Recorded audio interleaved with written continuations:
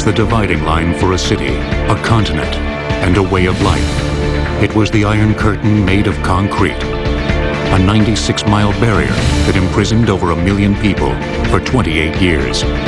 At least 239 people died trying to get over, under, around, and through it. Now, the Berlin Wall on Modern Marvels.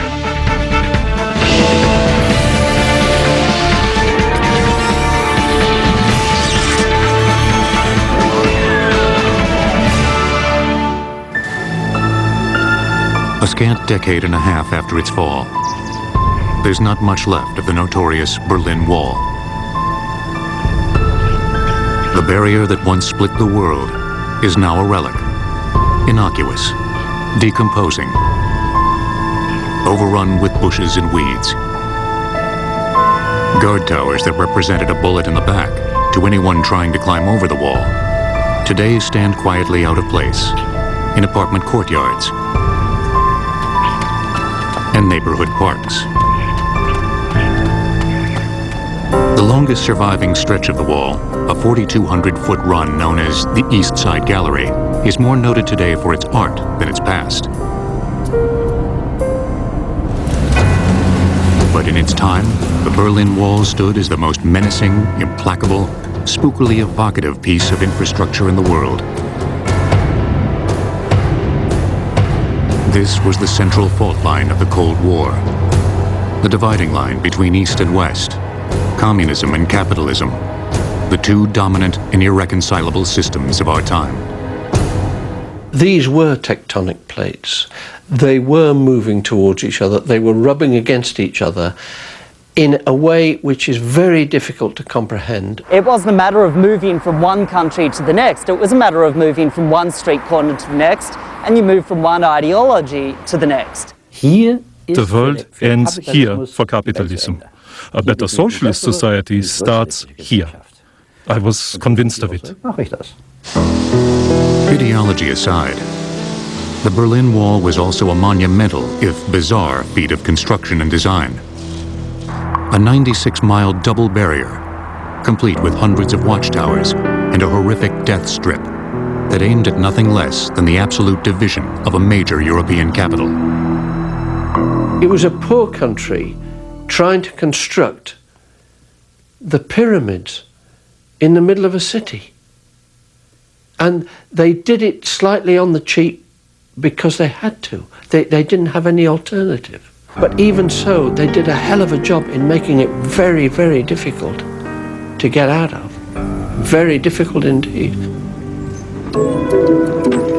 The roots and the desperate logic of the wall go back to the end of World War II and the unraveling of relations between former allies. At war's end, Germany was divided into 4 zones, one each for the United States, Britain, France, and the Soviet Union. The capital city of Berlin lay 110 miles inside the Soviet zone, and it too was divided in 4, one sector for each of the Allies. The Soviets, who took Berlin after weeks of fierce fighting, laid claim to the largest sector, East Berlin, which occupied about 40% of the city and contained 1.1 million inhabitants. The US, Britain, and France had control over West Berlin and its 2.2 million citizens.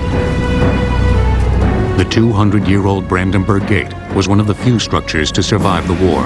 It stood at the dividing line between the Soviet and Allied sectors, between East and West Berlin. Post-war Berlin was a wasteland, and refugees poured from the east into the west, where reconstruction, fueled by the Marshall Plan, was dramatic. To staunch the flow, the Soviets imposed a land blockade around West Berlin in 1948, designed to starve the Allies out and bring the entire city under Soviet control. It was foiled in dramatic fashion by an American airlift, non-stop sorties, one every 2 minutes, 24 hours a day, supplied all the needs of the city for 11 months.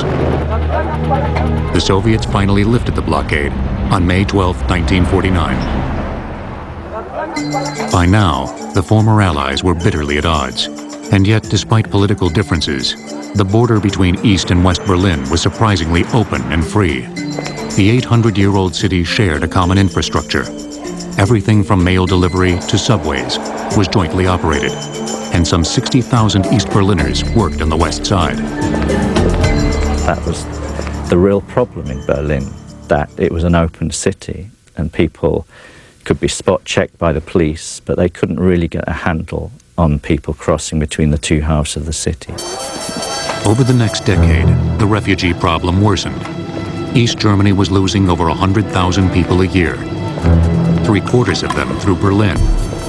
And Soviet Premier Nikita Khrushchev was renewing demands for Allied troops to leave the West. The regime finds out in 1958 that they're actually losing more doctors in a year than they can actually train in a year. So they're beginning to go backwards. In 1961, when East Germany was starting literally to melt away to the West because the West was prosperous, the East German government examined the options, and there was only one option, and that was to build a wall to stop them going. There was nothing else they could do. And yet, what happened at midnight, August 13th, 1961, caught everyone by surprise. In the history of the planet, no one had ever thought of trying to forcibly divide a city the size of Philadelphia in two with a wall.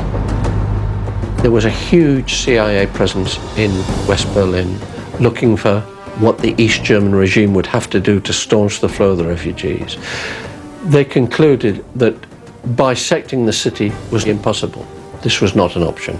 To take an old-fashioned, intertwined, unified European capital city that's been there for 1,000 years and split it down all boundary lines can't be done.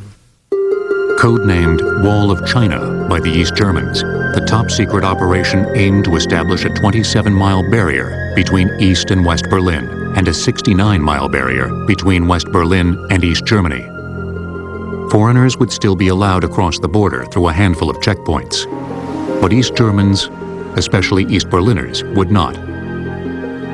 The operation, conceived by East German President Walter Ulbricht and approved by Khrushchev, was launched at midnight Sunday morning to catch the city off guard. Within 24 hours, barbed wire had been nailed onto concrete posts through 5.16 miles of central Berlin. 67 of the 81 crossing points between the east and west were sealed off. Movement through the remaining checkpoints was strictly controlled. I listened to the news at 7 a.m., August 13th, and I immediately woke my brother. We then took our bicycle and drove along the borders and saw how the concrete holes were inserted into the asphalt with the help of jackhammers. Barbed wire barriers were built, and a lot of military men carrying weapons, and it looked like war. The first phase of locking down the city was the most dangerous. Thousands of border guards and East German police, backed by East German army tanks, were sent into the streets, along with 25,000 civilian reservists who had been wakened by the police at 2 in the morning and deployed with guns and barbed wire. No one had been told a word about the operation in advance, and no one knew how anyone, including the people of East Berlin, would react. If the people had rioted, they were in deep trouble. If the soldiers had said, we're not manning this, they would have been in deep trouble. It was a desperate throw. Such a thing had never been tried. There were no rehearsals, nothing. When it was clear that there was not going to be an uprising, East German and Soviet officials held their breath over an even bigger question. How would the West, in particular the United States, react? West Berlin was in an uproar, with mass demonstrations and some rioting. But it was the U.S. that Ulbricht and Khrushchev were worried about. The East German authorities are terrified that the West might actually respond, that might be a war, so that they're being very careful not to provoke the West. And there are orders that if they shoot, they shouldn't shoot so that any bullets enter West Berlin. They can only shoot parallel to the wall or back into territory. In Washington, President Kennedy closely monitored events.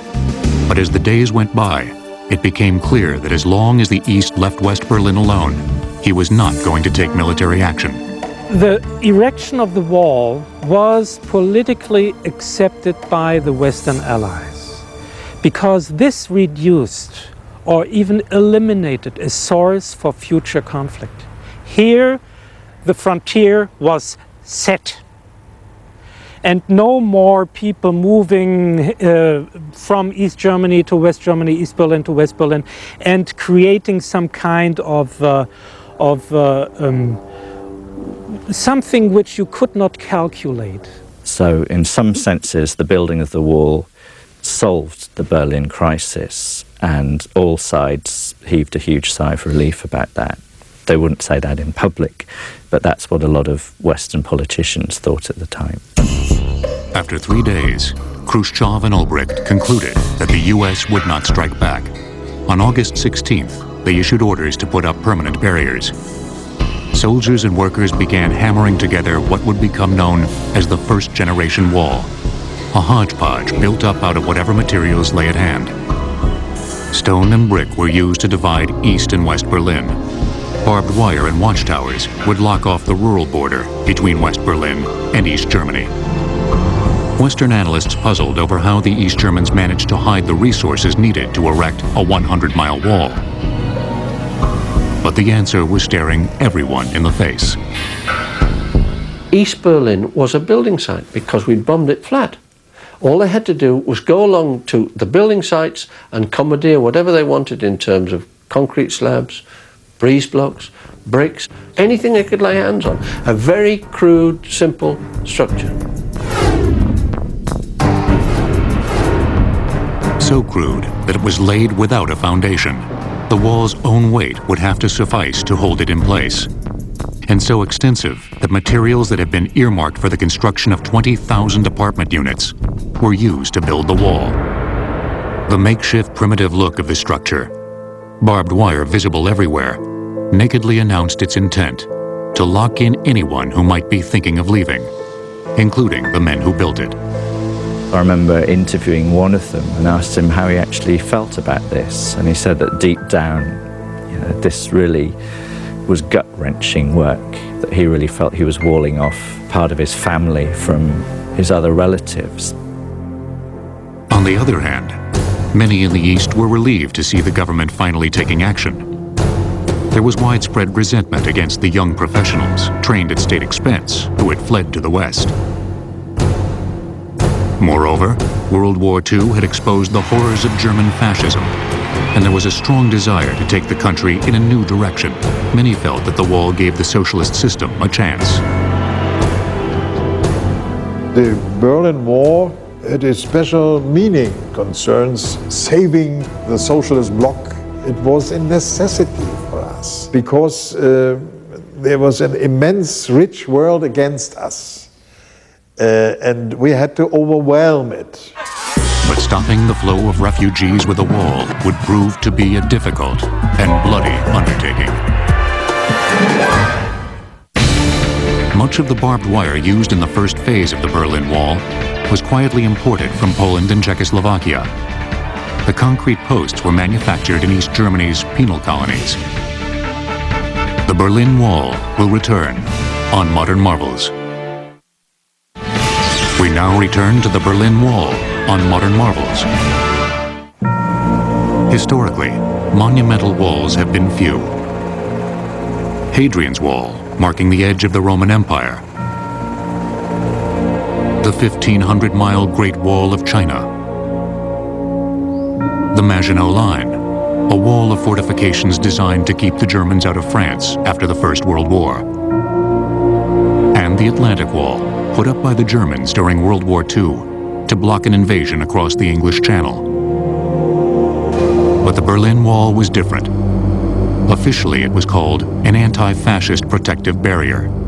But it was obvious from the start that its purpose was not to keep enemies out, but to keep the 1.1 million people of East Berlin in. Its impact on the city was immediate and profound. Following the post-World War II border between East and West Berlin, the wall blindly zigzagged through the city, cutting through streets, railroad tracks, bridges, and whatever else lay in its path. 15 public transportation routes that had tied East and West together were abruptly abandoned, creating eerie ghost stations through which no trains stopped. Innumerable families and friends were splintered and torn apart. You had these very, very tragic situations where a couple would get married in the West and would go to a predetermined point at the wall, sometimes the women wearing their wedding dresses, so that the relatives in the East could wave to them, but even that was forbidden. And they built the wall to such a height that people couldn't see over it, and they bricked up the windows, and it was an offence to wave to people in the West. Some of the most harrowing dramas took place on Bernauer Street, where a long row of apartment buildings stood on the exact border between East and West Berlin. People living in these houses, when they looked out of the window, their head was in the west side and their foot still in the east. So it was here on this side, it was very simple to escape in the first hours of the war. Some desperate residents jumped into the nets of West Berlin firemen who encouraged them from the street below. At least 2 elderly people died when they missed the nets. The most dramatic incident involved 77-year-old Frieda Schultz, who was caught in a tug-of-war that epitomized the city's plight, with East German police trying to drag her back through the window and West Germans trying to pull her down. Authorities in the East moved quickly to seal off Bernauer Street, evicting 2,000 people from 87 buildings on September 20th, then bricking up 1,253 windows and doors. The buildings were eventually demolished to make room for the wall. Bernauer Street wasn't the only weak link in the first-generation barrier. Hundreds of people made it through poorly guarded sections of barbed wire, which was used in place of stone in less populated parts of the city, and on the rural border between East Germany and West Berlin. Others smashed vehicles, including this homemade tank, through thin barriers of concrete. This section of the wall was knocked out by a truck in 1962. Border guards were among the early escapees. 85 guards fled to the west in the first 6 weeks of the wall, including one who was dramatically captured on camera as he tossed away his gun and jumped across a fence. Rudi Turo was a border guard from 1955, until he made a run for it with 3 civilians on February 21st, 1962. Wearing his sergeant's uniform, he pulled rank on his fellow guards, ordering them to go to a different checkpoint. He then led the refugees to the wall. Things went well until one of them got tangled in barbed wire. In diesem Augenblick wurde sofort von der Schusswaffe gebraucht. At that moment, some other border guards who saw us immediately used their weapons, and I was forced to shoot continuously above their heads. Dann sind wir in West-Berlin in ein Haus. And then we escaped into a house in West Berlin, and we were freed by American soldiers. Not all escapes were successful. The first person to be shot to death while crossing the wall was a 24-year-old tailor named Gunther Litvin. Litvin was killed on August 24th while trying to swim to the west across the Humboldt Canal. I went home on the 26th at 3 in the morning, where I found my mother crying in the apartment, which had been completely taken apart. Nobody said that my brother had been shot. We learned that in the evening during the program of the Berlin TV station SFB. I went to forensic medicine in order to find my brother and identify him. I broke the coffin open and saw that my brother seemed to be completely unhurt. He had only a band-aid on the tip of his chin where the bullet had come out. Litvin's death sent a chilling message to everyone in Berlin. But it was another death a few months later that shocked the city to its core. 18-year-old Peter Fechter was shot in the back while scaling the wall that used to stand right here, just in front of Checkpoint Charlie. For over an hour, he cried for help, but was left to die. Both the American troops and the East German guards were afraid the other side might shoot if they tried to help. He was laying at the foot of this wall, crying out, "Help me, help me." And nobody could help him. They had to order 3 soldiers, and it took a long time to get the 3 soldiers there, who went to retrieve him and carried him away like a rag doll. So this was at least a psychological signal for all those who had in their minds to cross the wall. Very risky. Don't do that. If individual deaths were horrifying, the wall engendered other dramas that were nerve-wracking for the world. None more so than a showdown at Checkpoint Charlie between Soviet and American tanks that began on October 25, 1961, just 2 months after the wall was installed. Under the World War II Four Powers Agreement, the U.S. had absolute right of movement into East Berlin, but suddenly, East Berlin began to contest that right and would not let American jeeps pass without showing papers. In the jittery context of the Cold War, it was just the kind of incident that could spin out of control, especially with 30 U.S. and 32 Soviet tanks facing each other, engines running, cannons loaded. The world was genuinely frightened. This was the Cuban Missile Crisis, but 40 yards apart. The worst case scenario was that somebody would lose a nerve. A soldier with a gun in a building would lose his nerve, and a tank would fire, and they're firing on us, we're firing on them, and it goes all the way back. The crisis ended after 3 days, when Khrushchev ordered the Soviet tanks to slowly back away, and the East Germans once again allowed U.S. soldiers to move freely in and out of Berlin. Despite such showdowns, the wall continued to evolve. In 1963, the East Germans began working on a second-generation structure, made up of stacked concrete slabs that could hold up better against cars and trucks. And they methodically set about trying to plug any weak spots in the barrier. They really go over the whole wall. The leadership, Honecker, and the generals literally pace out the wall. They walk along every step of the way. They check out the sewers, they check out the rivers. Grills underwater are put in the rivers to stop swimmers getting through. Barriers are put in the underground sewers.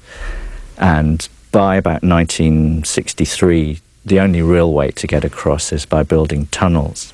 And later on, they got much more sophisticated. They had underground listening equipment where they could listen for tunneling. They would build counter tunnels which would actually collapse the other tunnels. By mid-1963, a solid wall made up of 7,874 cubic yards of concrete separated East and West Berlin. Barbed wire fencing, anchored by 116 wooden watchtowers, controlled the longer rural border between East Germany and West Berlin. A 100-yard border zone was added to the entire wall in June of 1963. Anyone entering the zone without proper authorization was arrested. Although he had no intention of going to war over the wall, President Kennedy did buoy the spirits of West Berlin when he visited the city on June 26, 1963. 1.5 million Berliners, nearly 70% of the population, turned out for his speech. All free men, wherever they may live, are citizens of Berlin. And therefore, as a free man, I take pride in the words, Ich bin ein Berliner. I think many West Berliners were extremely touched that Kennedy was prepared to come and show his solidarity. And that was, if you like, a political statement. It meant I am prepared to defend democracy in the West. But Kennedy's visit also made it clear that the wall was a fact of life that was not about to disappear. Indeed, in purely physical terms, the Berlin Wall was only just beginning to take shape. At least 200 people were wounded trying to get through the Berlin Wall. Another 3,200 were arrested in the off-limit zone. An estimated 5,000 people successfully escaped.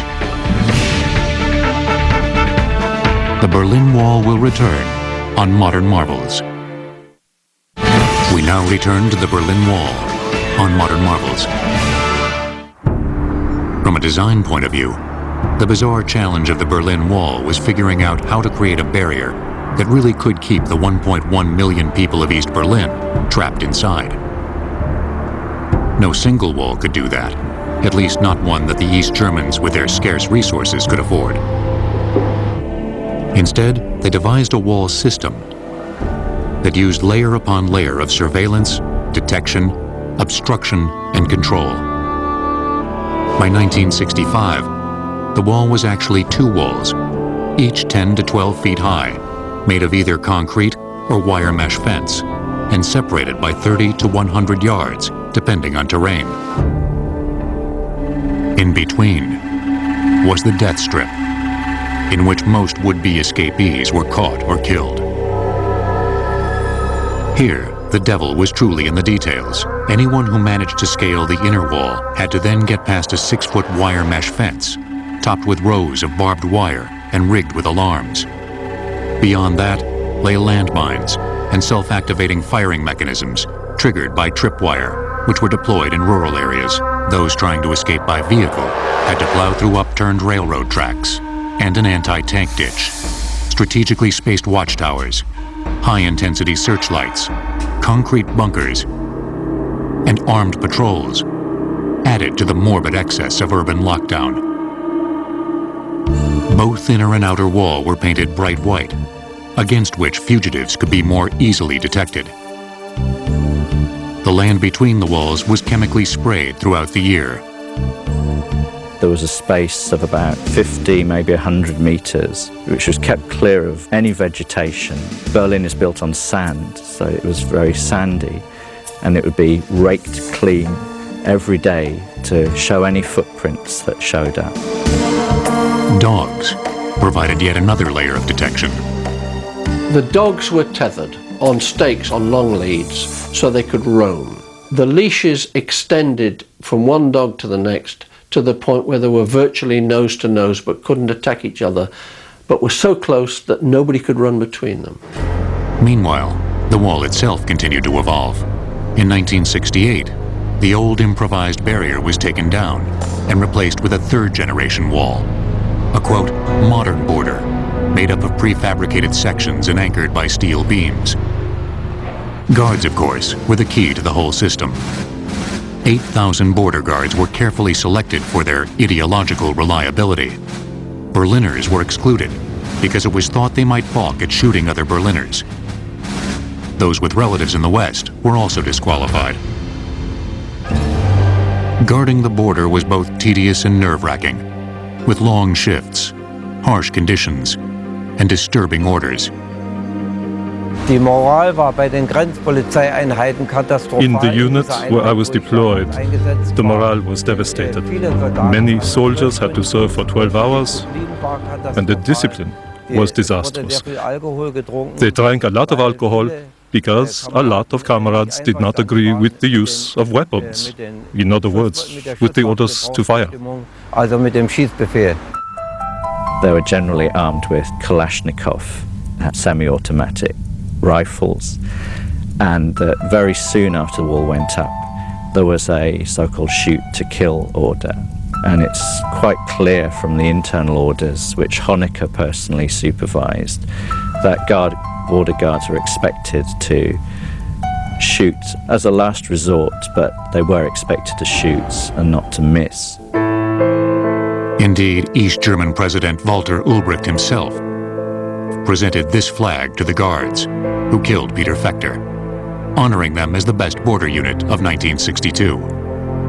Walter Ulbricht wird zu den Grenzsoldaten gehen. Den Grenzsoldaten Walter Ulbricht went to the border guards to say thank you for a dead one at the wall.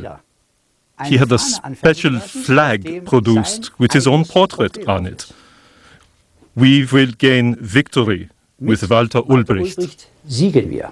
When you look at it from the East German point of view, they had to motivate those people. Otherwise, they would flee themselves. And, well, at least several ones have done so.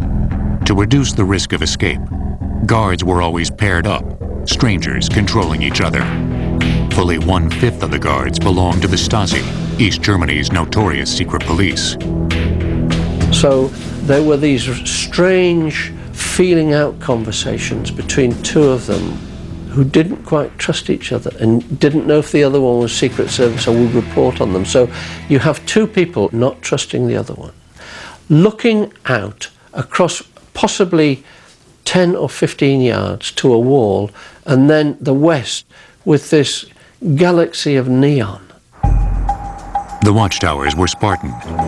No toilets, no cooking facilities, no heat. Trips to the bathroom and shift changeovers were carefully coordinated. To replace them, a jeep came along with two replacements. And one of the replacements went up to the watchtower and replaced one who went down. And the second one went up from the jeep and replaced the one who went down, and they drove off, so that at no stage were they off balance. Adding to the queasy strain of the job was the fact that it was dangerous. 16 border guards were shot to death while serving at the Berlin Wall. And this became, if you like, part of the propaganda in East Germany, that these were the guards of peace at the border between two worlds, and monuments would actually be set up to the guards. But after the end of the war, it was discovered that about half of these men were actually killed by their own troops in firefights where one guard was trying to escape from his fellow and decided to make sure and put a bullet in his fellow guard. And that was something which East Berliners did not know at the time. Something else that no one knew, of course, was that the Berlin Wall, a seemingly permanent piece of the Cold War landscape, was living on borrowed time. After two families escaped over the wall by hot air balloon in 1979, the East Germans restricted the sale of nylon. Rope and diving equipment were also tightly controlled. The Berlin Wall will return on Modern Marvels. We now return to the Berlin Wall on Modern Marvels. By the 1970s, East Germany had evolved into one of the strongest economies in Eastern Europe. The turnaround was due in large part to the stabilizing influence of the wall, which effectively cut off the brain drain of refugees and kept the social system intact. But rising stature in the world community made East Germany increasingly sensitive about its most famous and embarrassing piece of infrastructure. In 1975, the East Germans began constructing a fourth-generation wall, a makeover designed to give the barrier a cleaner, more respectable look. It was also designed to make the wall even tougher to breach. Dozens of East Berliners were still trying to escape each year, usually at checkpoints with false papers, but sometimes through the wall. The latest renovation would make that more difficult. 45,000 easy-to-install, weather and pollution-resistant, L-shaped segments replaced the old wall that separated the two Berlins. The bottom of the L extended horizontally more than 6 feet in the ground to make the wall impregnable to cars and trucks. Each segment was 3.9 feet wide and 11.8 feet high. The top of the wall featured a new refinement, a rounded crown made of sewage piping that made it even harder to scale.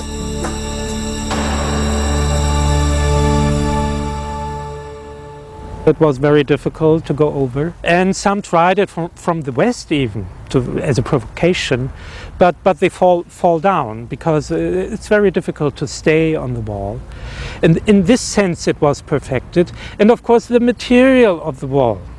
When you look at it, you can see it right now at the remains of the wall. There was steel in it and concrete, which was very, very tight. So it would even resist, I think, a light tank. The impregnability of the fourth-generation wall was tested by the border guards themselves. Mock-ups of the wall were built at their training barracks southeast of Berlin, and initially they would try to defeat the wall. They would try to pole vault it, they would try to blow it up, and in one instance they used an old T-34 tank to try and ram the wall. And they were always defeated. The cleaner-looking revised wall may have been bad news for people who wanted to get out, but it did have a silver lining, at least for some in the West. This is the wall which became a gift to Western graffiti artists. It was just so smooth and irresistible that they would cover it in graffiti and at regular intervals the East German border guards would go out through these little secret doors they had in the wall and respray it white, but within weeks the thing would be this multicoloured giant paintboard, really. The image makeover continued into the 1980s. One by one, the more visually disturbing components of the wall system were eliminated. The tank barriers made of upright railroad tracks, and the automatic firing mechanisms. But East Germany had no intention of doing away with the wall. Indeed, the government proudly celebrated the 25th birthday of its anti-fascist protective barrier in 1986. At the same time, it began drawing up plans for a minimally manned 21st century version of the structure, dubbed Border Wall 2000. Plans were being made to use microwaves, to use electronic technology, to use heat sensors to detect escapers.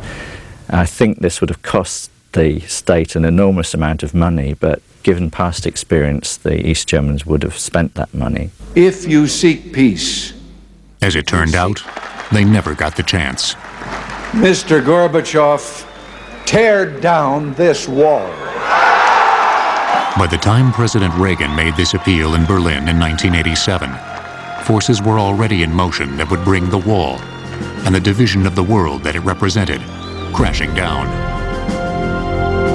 When Soviet President Mikhail Gorbachev announced a new policy of perestroika, or reform, he made it clear that the Soviet Union would not intervene militarily in Eastern Bloc affairs.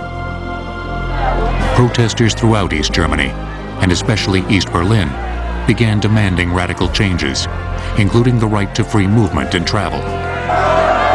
As demonstrations grew increasingly massive and defiant, the aging East German Politburo finally began to think about taking down the wall. It was the beginning of some realistic consideration of what is happening around us. But it was also too late to, by changing some accents of the communist policy, to gain the trust of the people. On November 9th, 1989, Günter Schabowski made this stunning announcement. All travel restrictions between East and West Berlin were over. The wall had come down. Ironically, for a system in which so much was controlled, this momentous decision was announced without ever informing the border guards, who were immediately swamped with people trying to get to the West. It was a very dangerous misunderstanding. The soldiers did not know and trembled, what shall we do? And some will say, go back, that's a mob, and they will shoot. And the real wonder is that it did not happen. Fortunately, in the chaos of November 9th, no names were added to the list of those shot and killed trying to get through the Berlin Wall. In 1983, East Germany agreed to dismantle the 54,000 controversial automatic firing mechanisms that guarded the death strip in exchange for 2 billion Deutschmarks in loans from West Germany. The Berlin Wall will return on Modern Marvels. We now return to the Berlin Wall on Modern Marvels. After nearly 3 decades, hundreds of killings, thousands of escapes, and the occasional nuclear scare, the Berlin Wall had finally come down.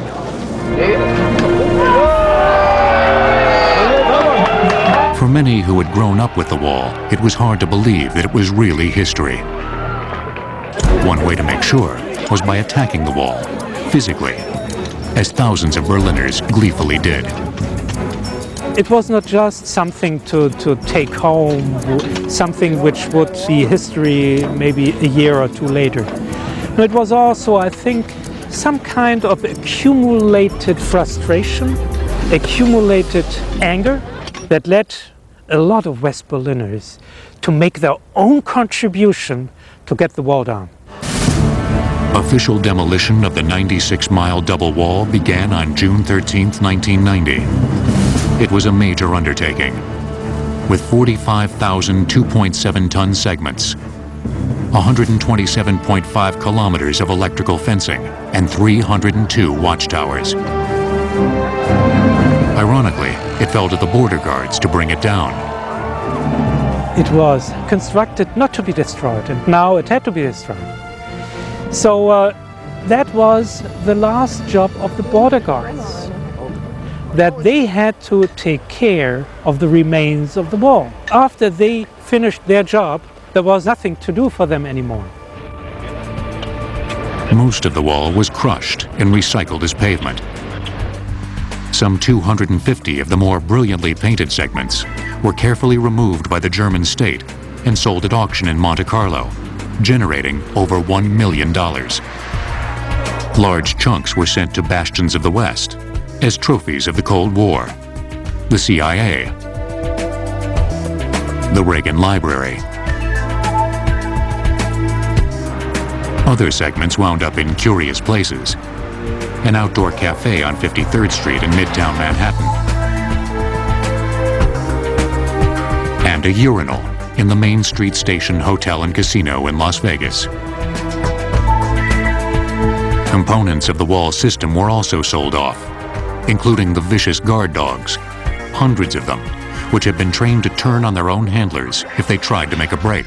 They turned out to be so docile that people bought them as pets.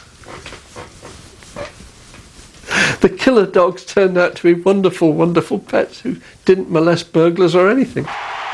The fall of the wall dramatically changed the look of Berlin.